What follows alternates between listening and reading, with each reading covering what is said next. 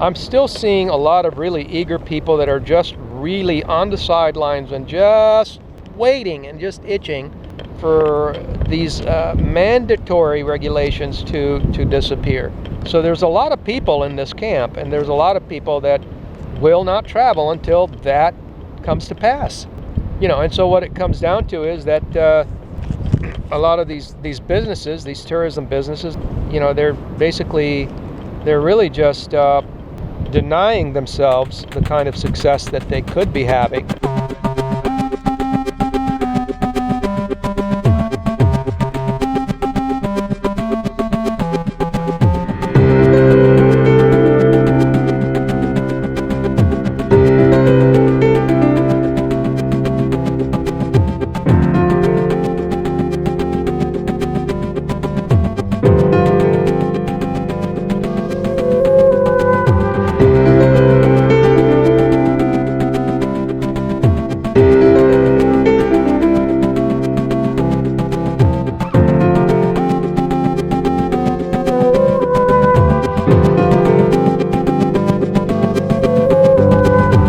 Hey there, welcome back to our channel, Frank and Angie's Retire Early Lifestyle. Let's step back into my office here and talk about why Americans are not going to Costa Rica still.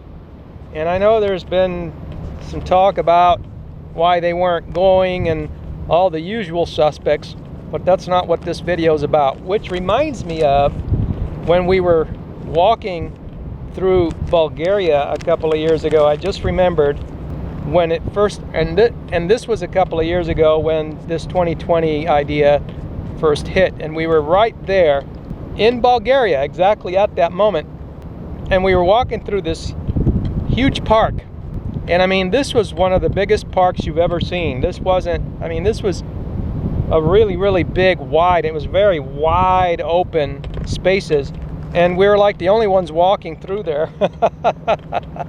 And remember, this is going to take some jogging back of memories of how great things used to be just 2 years ago.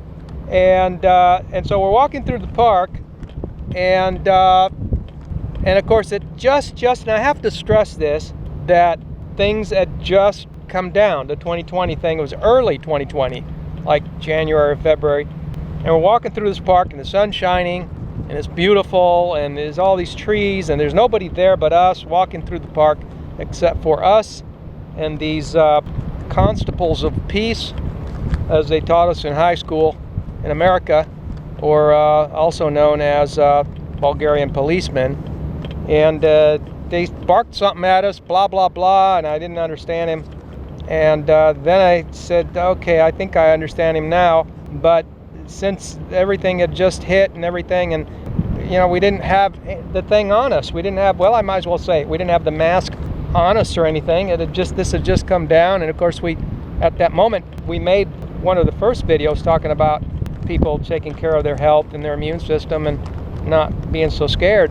And the long story short is that they finally said, mask, put your mask on, because I didn't have one on, but we just kept walking, and they just turned their back on us and ignored us because we were foreigners.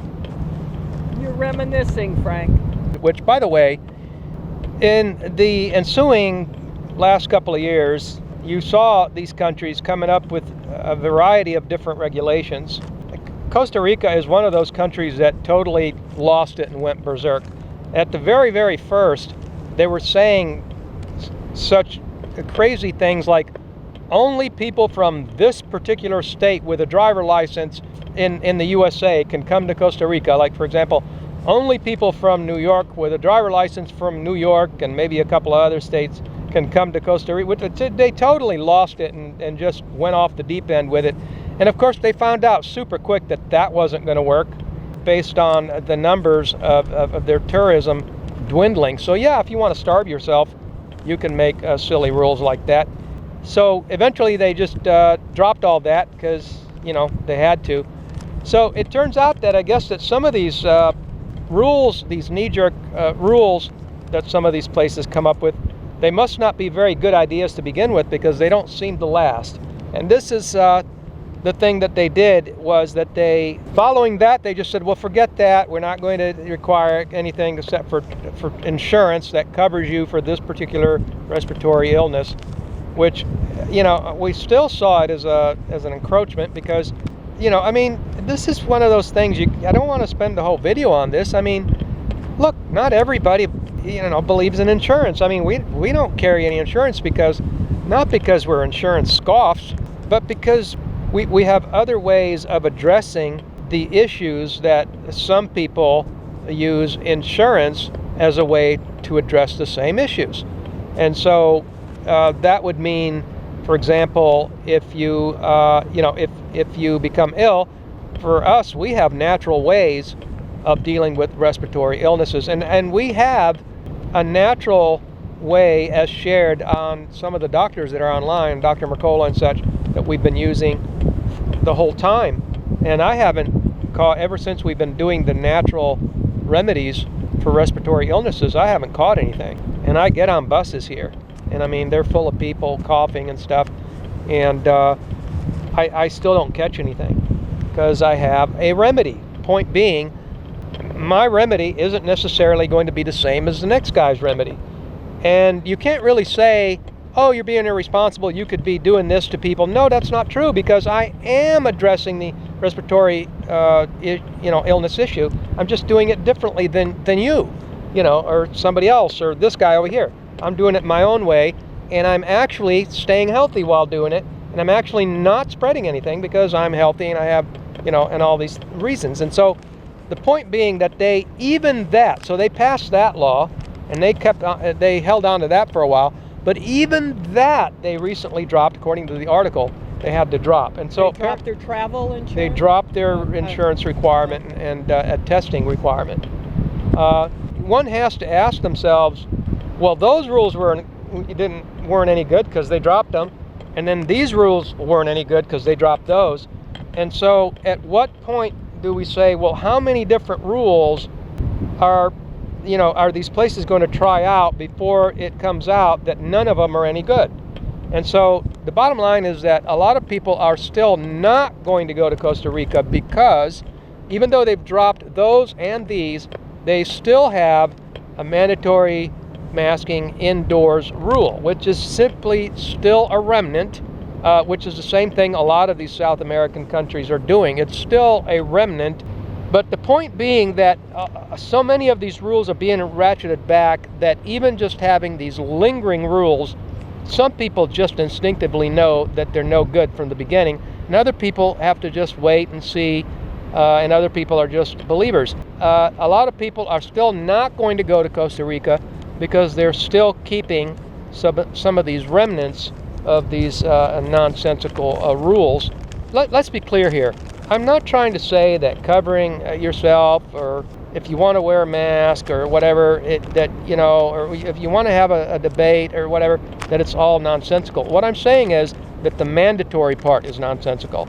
So, I mean, if people want to wear a mask, let them wear masks, Making these rules mandatory for everyone, even people that are clearly, obviously healthy, and people like us that take care of their own health, and actually are very good members of society because they do go the extra mile and they do utilize natural methods of staying superbly healthy. And I say superbly because when you're getting on buses with people that are coughing and you're not catching anything, that's superbly healthy.